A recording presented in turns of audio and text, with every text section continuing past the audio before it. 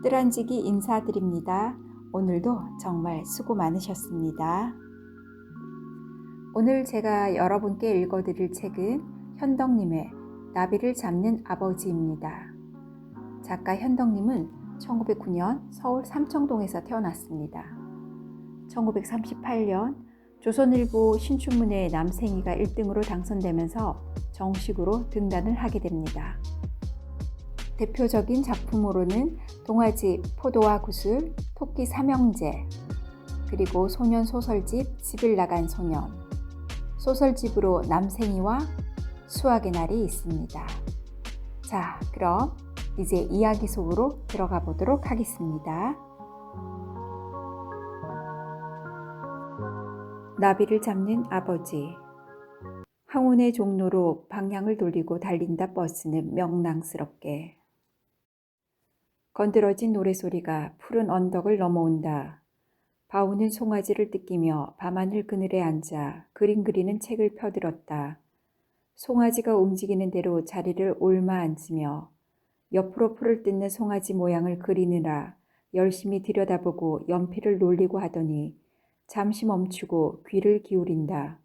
그리고 흥 하고 빈정거리는 웃음을 한번 웃고는 그 소리가 듣기 싫다는 듯 그 편에 등을 대고 돌아앉는다. 겨우 서울 가서 공부한다고 배워 가지고 온 것이 유행가 나부랭이냐? 그리고 나비 잡는 것하고. 지난해 봄에 바우와 경한이는 한날에 그곳 수학교를 졸업을 하였다.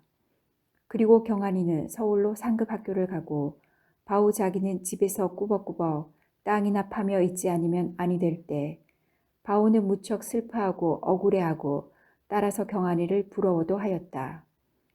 바우 자기가 값없이 보내는 그 하루하루에 경한이는 좋은 학교, 훌륭한 선생 아래서 날마다 새로워가고 높아갈 것을 생각할 때 바우는 가만히 있지 못했다. 그 상급 학교에 가지 못하는 벌충을 여기다 하려는 듯이 틈있는 대로 그림을 그리었고 또 그것으로 즐거움이 되었다. 그리고 얼마 전에 그 경한이가 학위 휴가를 하고 서울서 집에 돌아왔다. 그러나 전보다 얼굴빛이 희어지고 바지통이 넓은 양복에 흰 테두리 한 모자를 멋있게 쓴 것이 달라졌을 뿐 서울이 얼마나 좋고 자기 다니는 학교가 얼마나 훌륭한 곳인가를 자랑하는 것과 또는 활동사진 배우 중 누구는 어떻고 누구는 어쩌고 그리고 잡된 유행가를 부르며 동네 아이들을 몰고 다니며 나비를 잡는 것이 하는 일이었다. 아마 경한이 자기는 이런 것으로 전일 보통 학교 때 늘 바우아에게 성적으로 머리를 눌려오던 분풀이를 하려는 듯이 뻐기며 다니는 것이다. 바우는 그 꼴이 곱게 보일 수 없었다. 꽃피는 남산으로 방향을 돌리고 달린다 버스는 가로수 그늘. 노래소리는 점점 가까워 온다. 그리고 잠시 언덕 넘어가 떠들썩하더니 호랑나비 한 마리가 피로한 나래로 갈팡질팡 날아와 밤나무 가지에 야트막하게 앉는다. 바우는 그 나비를 쉽게 잡을 수 있었다. 그리고 잠깐 그 호사스런 모양, 찬란한 빛깔을 들여다보다가 도로 날려 보내려 할 즈음 언덕 위로 동네 아이들의 머리가 불쑥불쑥 나타나며 뒤미처 경한이가 나비 잡는 채를 휘두르며 뛰어 내려온다. 경한이는 바우가 앉아있는 밤나무 그늘로 들어서며 너 호랑나비 어디로 날아가는 거 봤니? 하다가는 바우 손에 잡혀 있는 나비를 보고는 반색을 한다. 나다우 하고 을에 줄 것으로 알고 손을 내미는 것이나 바우는 그 손을 툭 쳐버리고 몸을 돌린다. 넌 무슨 까닭으로 어린애들을 몰고 다니며 애만 나비를 못 살게 하는 거냐? 뭐? 하고 경한이는 뜻하지 않은 말에 잠시 멍하니 바라보다가는 누가 장난으로 잡는 거냐? 학교서 숙제를 냈어. 동물 표본을 만들어 오라고. 장난 아니면 벌써 너 나비 잡기 시작한 지가 며칠이냐? 그동안에 못 잡아도 100마리는 잡았겠구나. 그거 다 동물 표본 만들고도 모자라서 또 잡는 거냐? 모두 못쓰게 잡았으니까 그렇지. 날개가 상하고. 하다가 경한이는 변색을 하고 한 발자국 다가서며 넌 남이 나비를 잡건 말건 무슨 상관이냐? 건방지게. 나도 상관할 만해서 그런다. 무슨 상관이야? 너 때문으로 해서 다음부턴 나비 구경을 못하게 되었으니까 하는 말이다. 하고 바오는 경한이 얼굴을 마주 노리다가 네가 동물 표본을 만들기에 나비가 필요하다면 난 그림 그리는 데 필요한 나비야. 너만 위해서 생긴 나비는 아니지. 그러나 경한이는 흥 하고 코웃음을 친다. 바오는 한층 음성을 높여 계속한다. 그리고 어린아이들에게 잡된 유행가는 너 왜 가르치는 거냐? 부르고 싶으면 내나 부르지. 이 말에 매우 괘씸한 모양. 경한이는 낯을 붉히며 대든다. 이 동네에서 나 하는 거 시비할 사람 없어. 건방지게 왜 이래? 하는 그 말 속엔 분명 자기는 마름집 외아돌로서 지위가 높은 몸, 너 같은 소나 뜯기는 놈에게 시비를 받을 몸이 아니라는 빈정거림이 있다. 바오는 썩 비위가 상해서 흥 하고 마주 코웃음을 치고 그리고 좀 더 고를 올리려고 두 손가락에 날개를 접어진 나비를 이거 넣어줄까? 하는 신용으로 경한이 등을 향해 두어 번 겨누다가는 그대로 공중으로 날려버린다. 나비는 방향이 없이 어지러이 한 바퀴 맴을 돌더니 언덕 아래로 높았다 낮았다 날아간다. 경한이는 갑자기 몸을 날려 그 나비를 쫓아간다. 그러다가 나비가 아래농 가운데로 날아가자 뒤돌아서 바오를 무섭게 한번 눈을 흘겨보고 그리고 돌 하나를 집어 근처에서 풀을 뜯고 있는 송아지를 때리고는 언덕 아래로 달아났다. 그러나 경한이의 심술은 이것만으로 고만두지 않았다. 송아지에게 먹을 만치 풀을 뜯기고 언덕 아래로 몰고 내려와 수수밭 모퉁이를 돌아섰을 때 바오는 다시금 놀랐다. 개울 건너 바오네 참외밭에서 경한이란 놈이 나비 잡는 채를 휘두르며 날뛰고 있다. 그까지 송장나비를 잡으려고 그러는 것이 아닐 텐데 경한이는 그 나비를 쫓아 굳으시는 발로 지금 한창 참외가 열기 시작하는 넝쿨을 함부로 질겅질겅 밟으며 이리 뛰고 저리 뛰고 한다. 일부러 그러는 것이 분명하다. 나비를 잡는 척 참외밭으로 몰아놓고 참외 넝쿨을 결단내는 것이리라. 바오는 눈이 뒤집혔다. 더욱이 그 참외밭은 장차 해곡식 나기 전까지 바오집 식구들의 식량을 거기다 예산하고 있는 것이요. 바오 자기도 잘 열면 책 한 권쯤 사달래려고 벼르고 있던 터다. 바오는 나는 듯 개울을 건너 뒤로 쫓아가 한번 등줄기를 흐리고 그리고 임마 눈 없어? 이거 못 봐? 하고 낭자한 그 자치를 손으로 가리키며 넌 남의 집 농사 결단내도 상관없니 임마? 그러나 경한이는 우리 집 땅 내가 밟았기로 무슨 상관이야? 하고 기가 막히다는 듯 피하고 고개를 옆으로 돌린다. 그러나 사실 기가 막히기는 바오다. 우리 집 땅? 하고 허참 하늘을 쳐다보고 탄식하고 땅은 너희 집 거라도 참외 넝쿨은 우리 집 거 아니냐? 누가 너희 집 땅을 밟는 데서 말이야. 우리 집 참외 넝쿨을 결단내니까 말이지. 그러나 경한이는 머리에 썼던 모자를 벗으며 한 발자국 다가선다. 너희 집 참외 넝쿨을 그렇게 소중히 알면서 어째 남의 나비 잡는 건 회방을 놓는 거냐? 나도 장난으로 잡는 건 아니야. 장난이 아닌지는 몰라도 넌 나비를 잡는 거고 우리 집 참외 넝쿨은 거기서 양식도 팔고 그래야 할 것이거든. 그래, 나비가 중하냐? 사람 사는 게 중하냐?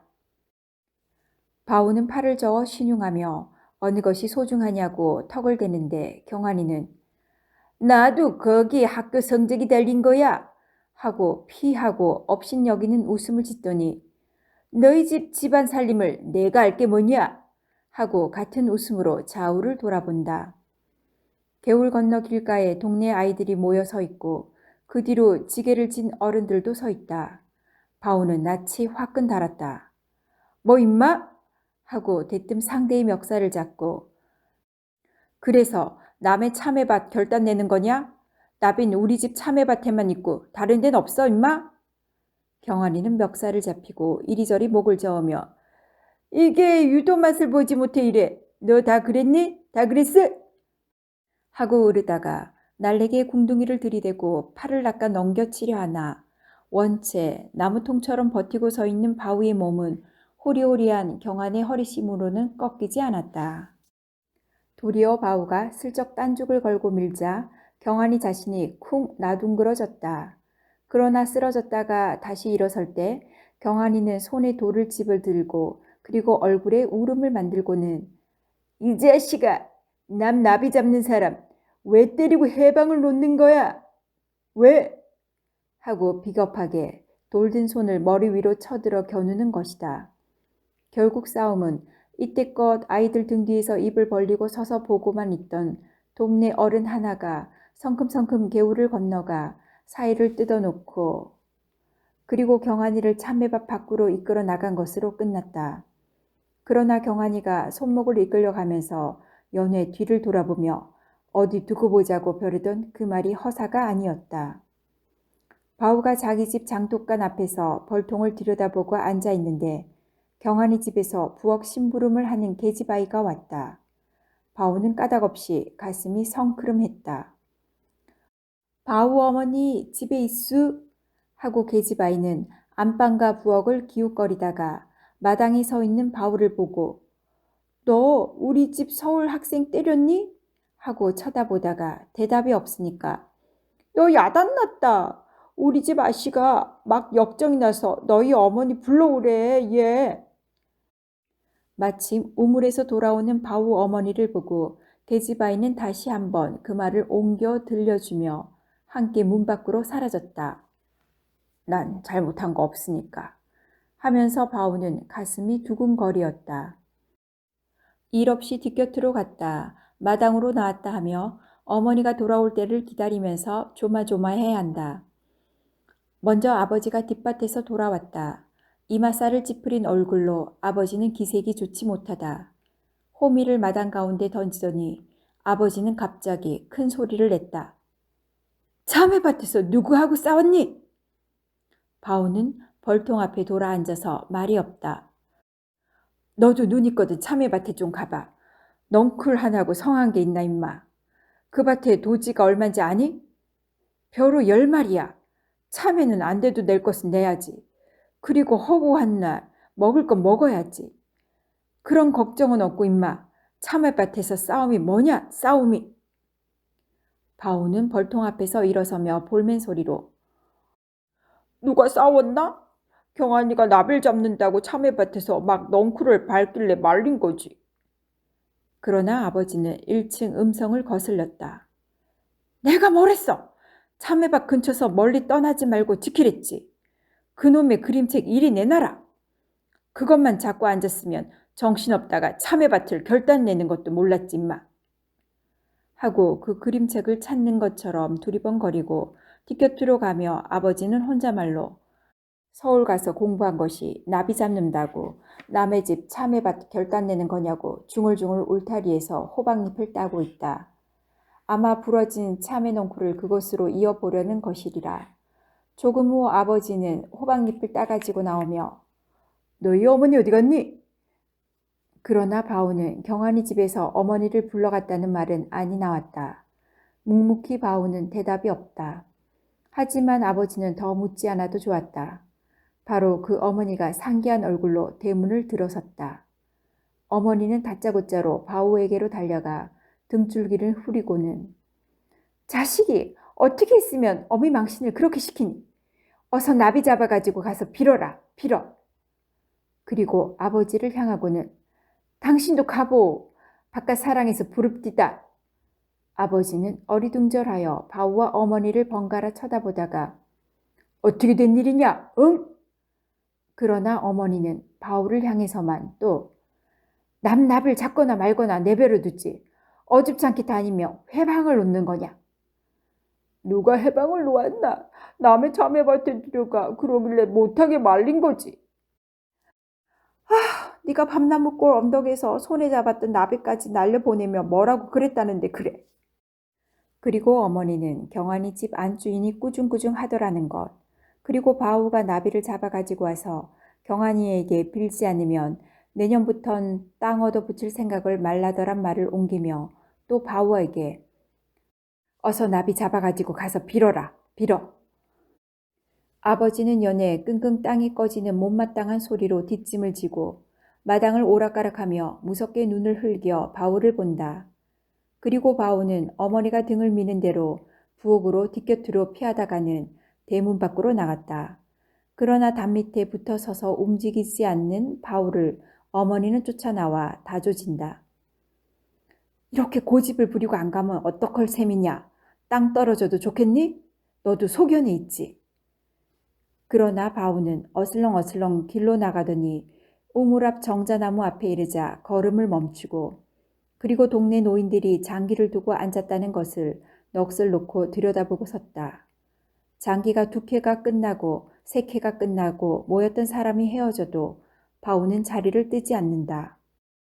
바울은 다만 자기가 조금도 잘못한 것이 없는 것, 그러니까 누구에게든 머리를 굽힐 까닭이 없다는 고집이 정자 나무통만큼 뻣뻣할 뿐이었다. 해가 저물었다. 지붕 너머로 바우집 굴뚝에도 연기가 오르고 그리고 그 연기가 졸아든 때에야 바우는 슬슬 눈치를 살피며 대문을 들어섰다. 그러나 건넌방 쪽에 눈이 갔을 때 바우는 크게 놀랐다. 아궁이 앞에 위하던 그림 그리는 책이 조각조각 찢기어 허옇게 흩어져 있다. 바우는 그 앞에 이르러 멍멍이 내려다보고 서 있는데 등 뒤에서 아버지 음성이 났다. 임마, 남은 서울학교 다녀서 다 나비도 잡고 그러는 건데 건방지게 왜 다니며 해방을 놓는 거냐, 해방을. 그리고 바우가 그림 그리는 것과 그것은 아랑곳 없는 일일 텐데 아버지는 다음부터 내 눈앞에 그 그림 그리는 꼴 보이지 마로라. 내깟 놈이 그림 그걸로 남처럼 이름을 내겠니? 먹고 살게 되겠니? 하고 돌아서 문 밖으로 나가려다가 다시 돌아서며 아버지는 나빈 잡아갔지? 하고 다져 묻는다. 바오는 고개를 숙인 채 묵묵하다. 아버지는 기가 막힌 듯 잠시 건너다 보기만 하다가 언성을 높였다. 이때껏 나가서 뭘 했어, 엄마? 간봄에 늙은 아비가 땅 얻어 붙이느라고 가진에 다 쓰던 것을 내 눈으로도 보았지. 가뜩한데 너까지 말썽 있게 뭐냐? 어서 가서 빌지 못하겠어? 아버지는 담뱃대 끝으로 바우의 수그린 머리를 찌를 듯 겨눈다. 그러는 대로 바우는 무침무침 피할 뿐 조금도 걸음을 옮기려 하지 않는다. 그래도 내 고집만 세울 테냐? 그럴라거든 아주 나가거라, 아주 나가! 하고 아버지는 빗자루를 들고 나섰다. 이런 때 어머니가 방에서 나와 그걸 빼앗아 던져버리고 가서 빌기만 하면 뭘하우?